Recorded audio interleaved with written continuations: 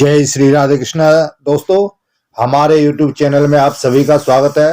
दोस्तों, आज हम आपको आंवला नवमी की कथा का श्रवण कराएंगे, जिसके सुनने से घर में संतान की प्राप्ति होती है, सुख समृद्धि आती है तथा सभी मनोकामनाएं पूर्ण होती हैं।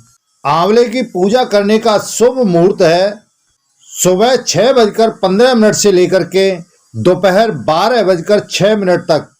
इसके मध्य में आप कभी भी किसी समय आप पूजा कर सकते हैं, जिसके करने से आपको अक्षय फल की प्राप्ति होगी और पितर भी प्रसन्न होंगे।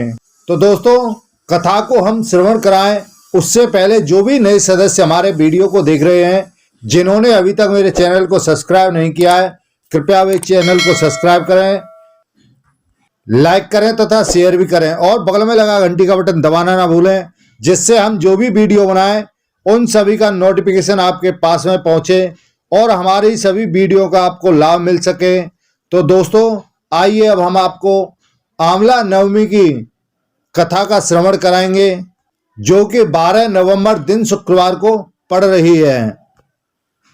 एक राजा था, उसका प्रण था कि वह रोज 1.25 मन आंवले दान करके ही खाना खाता था। इससे उसका नाम आंवलया राजा पड़ गया। एक दिन उसके बेटे बहू ने सोचा कि राजा इतने सारे आंवले रोजाना दान करते हैं, इस प्रकार तो एक दिन सारा खजाना हमारा खाली हो जाएगा। तो इसलिए बेटे ने राजा से कहा कि उसे इस तरह दान नहीं देना चाहिए, इस तरह दान देना बंद कर देना चाहिए। इस तरह की बेटे की बात सुनकर के राजा को बहुत दुख हुआ और राजा महल छोड़ करके बियावान जंगल में जाकर के बैठ गया।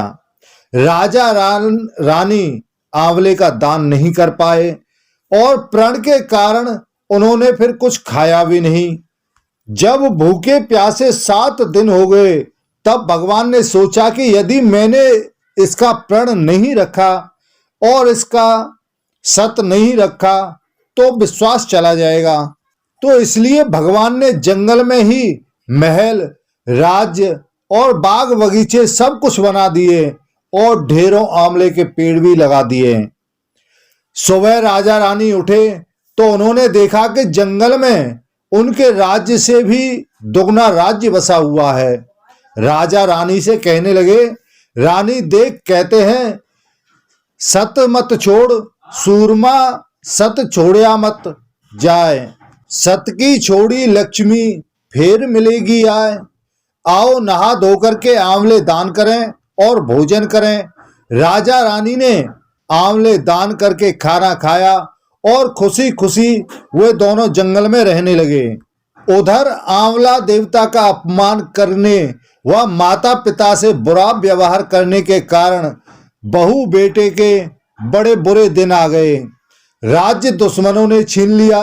दाने दाने को वे दोनों मोहताज हो गए और काम ढूंढते हुए अपने पिताजी के राज्य में पहुंचे। उनके हालात इतने बिगड़े हुए थे कि पिता ने उन्हें पहचाने बिना ही काम पर रख लिया। बेटे बहू सोच भी नहीं सकते कि उनके माता पिता इतने बड़े राज्य के मालिक भी हो सकते हैं।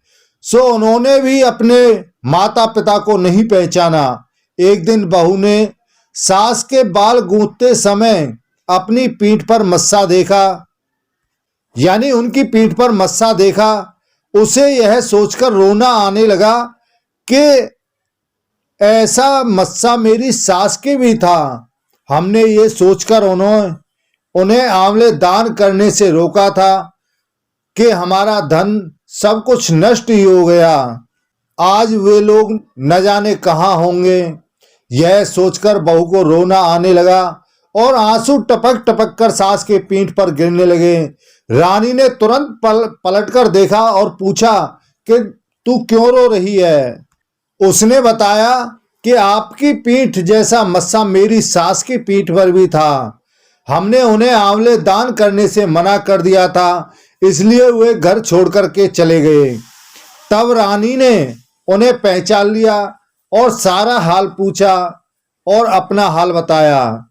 अपने बेटे बहू को समझाया कि दान करने से धन कम नहीं होता बल्कि और बढ़ता है।